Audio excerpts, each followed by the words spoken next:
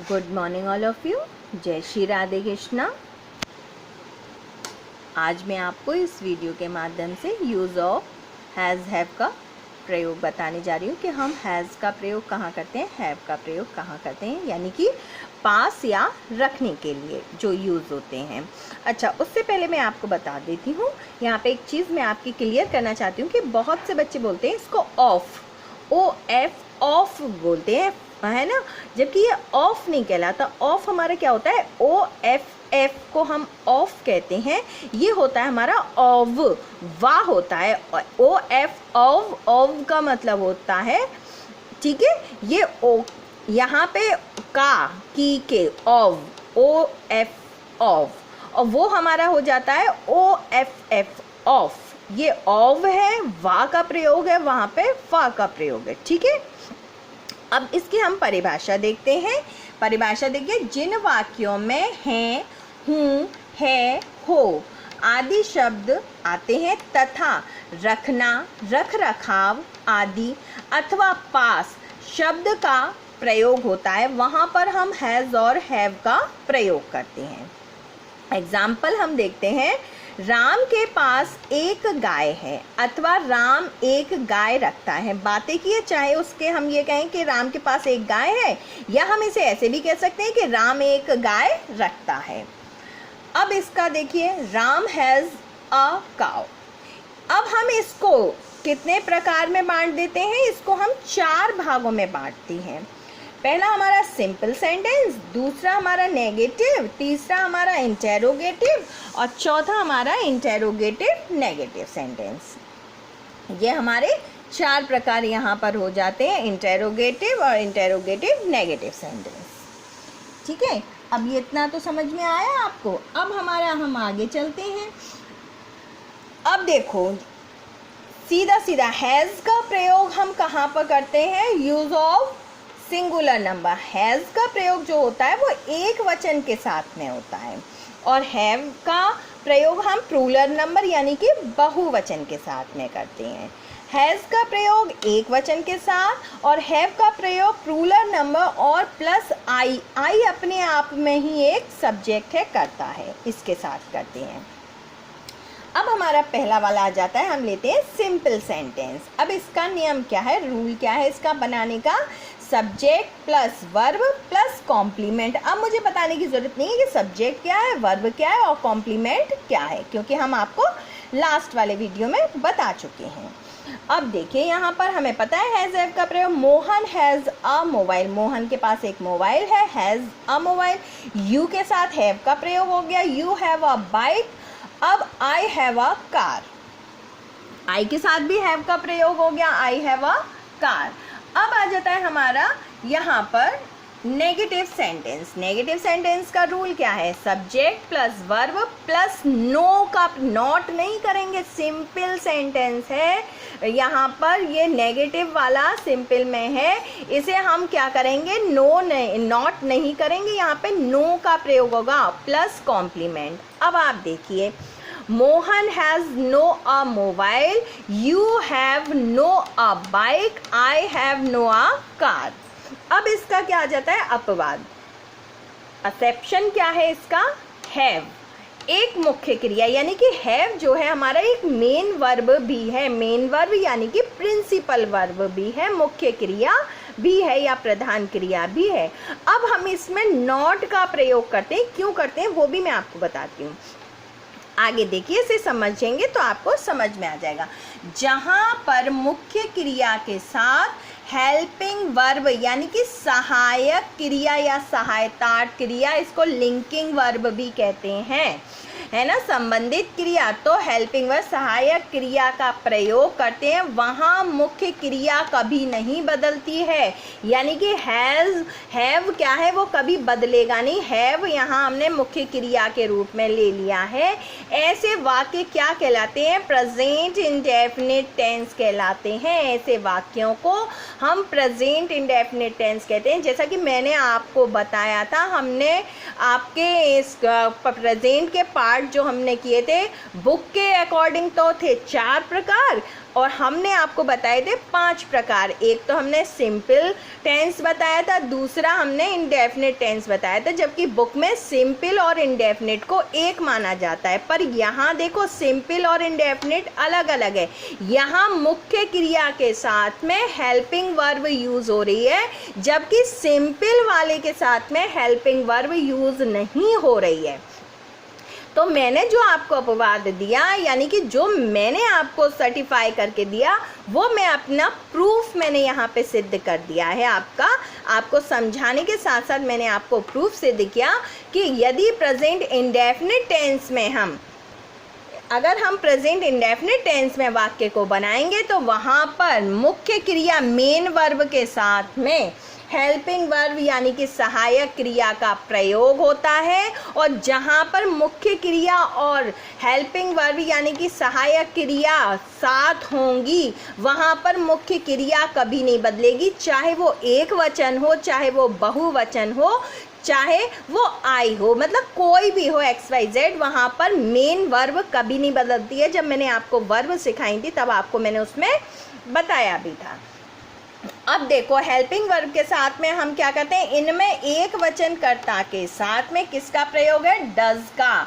एक वचन अगर करता है तो उसमें डज का प्रयोग है, तथा बहुवचन कर्ता के साथ हम डू का प्रयोग करते हैं, और बहुवचन प्लस आई के साथ में हम क्या करते हैं, डू का प्रयोग करते हैं। अब हमारा एग्जाम्पल देख लीजिए, यहाँ पर क्लियर हो जाएगा। मोहन डज, मोहन एक वचन हो गया, मोहन डज नॉट आ गया नॉट। अब यहाँ पे नो का प्रयोग नहीं है, यहाँ पे नॉट का प्रयोग है, क्योंकि ये हमने किस में बनाया है सेंटेंस, ये हमने बनाया है प्रेजेंट इंडेफिनिट में।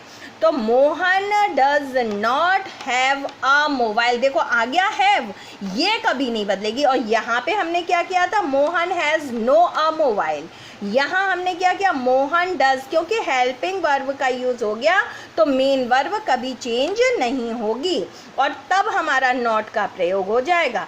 तो Mohan does not have a mobile, you do not, अब डू का प्रयोग हो गया बहुवचन के लिए, हैव यानी कि मुख्य क्रिया नहीं बदली, हैव का हैवी रहा।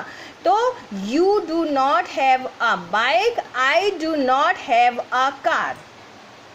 अब समझ में आया आपको सिंपल टेंस आपका और इंटेरोगेटिव प्रेजेंट इंडेफिनिट टेंस और प्रेजेंट सिंपल टेंस दोनों अलग अलग हो गए। अगर हम ये दोनों ही सही, अगर हम सिंपल से बनाएंगे तो हम ऐसे बनाएंगे, कैसे कि यहाँ पर हमने क्या दिया है, यहाँ पर हमने ये दे दिया कि यहाँ हमने दिया है कि Mohan does not have a mobile, यहाँ दिया है कि नहीं दिया है, Mohan does not have a mobile. और यहाँ हमने क्या दे दिया, Mohan has no a mobile, ये भी सही है, ये भी सही है। अगर कोई पूछे तो ये वाला वाक्य क्या है, ये आपका टेस्ट में बहुत आ जाता है, CTET, UPTET, RTET वगैरह में भी, कि अगर ये वाला सेंटेंस बनाया है तो हमने प्रेजेंट इंडेफिनिट टेंस बनाया है, और अगर हमने ये वाला सेंटेंस बनाया है तो हमने प्रेजेंट सिंपल टेंस में बनाया है, गलत नहीं है। अब आ जाता है हमारा इंटेरोगेटिव सेंटेंस। इंटेरोगेटिव जो सेंटेंस है हमारा वो दो प्रकार का होता है, जैसा कि आप पहले भी पढ़ते आए हैं। इंटेरोगेटिव सेंटेंस हमारा दो प्रकार का होता है। पहला कौन सा है, बाय वर्ब से, और दूसरा बाय वर्ड से, यानी कि शब्द के द्वारा, और दूसरा क्या है हमारा, क्रिया के द्वारा। अब देखो रूल नंबर बाय वर्ब का। अब वर्ब यानी कि क्रिया के द्वारा अगर हम बनाएंगे तो क्या करेंगे, यहाँ पे वर्ब आ जाएगा प्लस सब्जेक्ट आ जाएगा प्लस कॉम्प्लीमेंट आ जाएगा। अगर हमारा बाय वर्ड यानी कि शब्द के द्वारा बनाएंगे तो WH वर्ड आ जाएगा, है ना, वर्ब आ जाएगा यहाँ पे, और सब्जेक्ट आ जाएगा, कॉम्प्लीमेंट आ जाएगा, प्लस आपका क्वेश्चन मार्क आ जाएगा, क्योंकि ये इंटेरोगेटिव सेंटेंस है, यहाँ क्वेश्चन मार्क है। तो ये आपने रूल पढ़ लिया, verb plus subject plus complement plus question mark, और वर्ड से WH word plus verb plus subject plus complement plus question mark. अब हमारा आ जाता है यहाँ पर, अब देखो इसको हमने बना के आपको दिखाया है क्लियर करने के लिए। बाय वर्ब से मोहन हैज़, सॉरी यहाँ हैज़ मोहन, अब बाय वर्ब से हम बना रहे हैं तो वर्ब यहाँ पे हो गई, has Mohan a mobile, question mark लग गया। हैव, अब हैव का प्रयोग हो गया, have you a bike, have I a car. अब हमने क्या किया यहाँ पे, बाय वर्ड से बनाया, तो why has Mohan a mobile, why have you a bike, why have a car. अब इसका हम अपवाद देखते हैं। एक्सेप्शन में हमारा क्या आ जाता है, नॉट वाला, वही वाली बात आ गई। अब ये वाला कौन सा हो जाएगा, इंडेफिनिट टेंस वाला। इंडेफिनिट टेंस में हमें नॉट का प्रयोग करना है। मुख्य क्रिया हमारी क्या है, हैव, जो हमारी कभी बदलेगी नहीं। अब इसका देखो, यहाँ पे बनाने का नेम क्या हो गया, डू डज का प्रयोग हो जाएगा, प्लस सब्जेक्ट आ जाएगा, मेन वर्ब आ जाएगी, कॉम्प्लीमेंट आ जाएगा, और यहाँ पे क्वेश्चन मार्क हो जाएगा, WH वर्ड आ जाएगा, हेल्पिंग वर्ब आ जाएगी, plus subject plus main verb plus verb, main verb और plus complement plus question mark. अब देखो बाय वर्ब से हम बनाते हैं इसको, तो does Mohan have a bike, have का प्रयोग हो गया मोहन के साथ में, डज आ गया, यानी कि ये इंडेफिनिट में आ गया वाक्य। वो वाला वाक्य किस में था, ये वाला सिंपल में था, और ये वाला किस में आ गया, ये प्रेजेंट इंडेफिनिट में टेंस में आ गया, ये प्रेजेंट सिंपल टेंस में आ गया, अलग हो गए। अब देखो, do you have a bike, do I have a car, clear हो गया। अब ये हमारे डू से बन गए। अब इसको बाय वर्ड से हम बनाएंगे, Y does Mohan have a bike, why does you have a bike, why does I have a car. अब देखो तीनों में हैव का प्रयोग है, यानी कि ये मेन वर्ब है। अगर ये चेंज नहीं हो रही है तो समझ लो ये मेन वर्ब है। डू डज का प्रयोग है तो वो इंडेफिनिट में आ गया। अगर डू डज प्रयोग नहीं और नो का प्रयोग है, याद रखिएगा, नॉट की जगह नो का प्रयोग है, डू डज प्रयोग है, तो वो वहाँ पर किसका इंडेफिनिट हो जाएगा। अगर नो का प्रयोग है तो वो सिंपल वाला हो जाएगा। नॉट और डू डज प्रयोग हो रहे हैं तो वो किस में आ जाएंगे, वो आपके आ जाएंगे इंडेफिनिट में। अब हमारा लास्ट वाला है इंटेरोगेटिव नेगेटिव सेंटेंस। अब देखो ये भी दो प्रकार के होते हैं, टू काइंड। अब दो प्रकार में हमारा यहाँ पे क्या है, सेम है, बाय वर्ब से और बाय वर्ड से। अब विशेष इसमें क्या है जो हमें याद रखना है, यह वाक्य प्रश्न सूचक वाक्य के नियमानुसार जो प्रश्न सूचक वाक्य है यानी कि इंटेरोगेटिव सेंटेंस है, उसी की तरह इंटेरोगेटिव नेगेटिव सेंटेंस भी बनते हैं। सेम तरीके से बनते हैं, नो का भी प्रयोग और नॉट का भी प्रयोग किया जाता है। इसमें बस इतना है, इसमें नो नॉट का प्रयोग होता है, वो भी किसके बाद होता है, सब्जेक्ट के बाद में। बाद बाकी नियम इसका वही रहता है जो हमारा इंटेरोगेटिव सेंटेंस का है। बस इसमें इंटेरोगेटिव नेगेटिव सेंटेंस में क्या होता है, इसमें केवल आप यहाँ पर सब्जेक्ट के बाद में नॉट का प्रयोग कर देते हैं। अब देखो यहाँ पर बाय वर्ब से हम यहाँ देख लेते हैं। यहाँ हमने बाय वर्ब से has Mohan no a bike, have you no a bike, have I no a car, ये तो हमारा बाय वर्ब से हो गया। अब बाय वर्ड से हमारा देखो, why has Mohan no a mobile, why have you no a bike, why have I no a car, ये हो गया हमारा वाई वर्ड से। अब आ जाता है हमारा एक्सेप्शन, यानी कि अपवाद में हमारा क्या हो जाता है, इंडेफिनिट। अपवाद हमारा इंडेफिनिट को कैसे प्रदर्शित कर रहा है, अब देखो बाय वर्ब में हमारा डू डज, हमने पहले ही कहा था अगर डू डज का प्रयोग है तो और नॉट का प्रयोग है तो वो इंडेफिनिट में है, डू डज प्रयोग है तो वो इंडेफिनिट में है। जब डू डज प्रयोग हो रहा है, नॉट प्रयोग हो रहा है, तो जो मेन वर्ब है यानी कि मुख्य क्रिया है हैव, वो चाहे एक वचन हो, बहुवचन हो या आई वचन का हो, है ना, ये इन तीनों में एक समान हैव का हैव ही रहेगा। मेन वर्ब मुख्य क्रिया कभी भी सहायक क्रिया के साथ आए तो वो मुख्य क्रिया कभी नहीं बदलती है। अब देखो बाय वर्ब से देख लो, does Mohan not have a mobile, do you not have a bike, do I not have a car. अब बाय वर्ड से देख लो, why does Mohan not have a mobile, why do you not have a bike, why do I not have a car.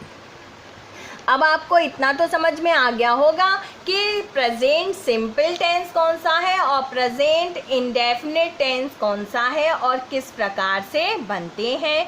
जो भी बच्चा या जो भी सज्जन या कोई भी जो भी इस वीडियो को देखता है और जो डिसलाइक करता है, मुझे बहुत अच्छा लगता है, सबसे पहले मैं उसको बहुत बहुत शुक्रिया करती हूँ कि उसने डिसलाइक किया। बस हाँ, उसने मेरे लिए एक क्वेश्चन मार्क ज़रूर छोड़ा है कि आखिर उसने जो डिसलाइक किया है, करते हैं जो भी करते हैं अच्छी बात है, ये तो मेरे लिए बेनिफिट है।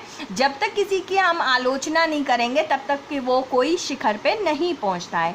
बस मुझे इतना बताएं कि उसे क्या चीज़ समझ में नहीं आई या क्या चीज़ गलत लगी, जिससे मैं और बच्चों का कॉन्सेप्ट क्लियर कर सकूं। जब तक मैंने कहा था हम आर्ग्यूमेंट नहीं करेंगे, बहस नहीं करेंगे, हमें करना है यहाँ पर हमें एक दूसरे से मिलकर क्या करना है, यहाँ पे हमें समस्या का समाधान करना है, सॉल्व करना है मैटर।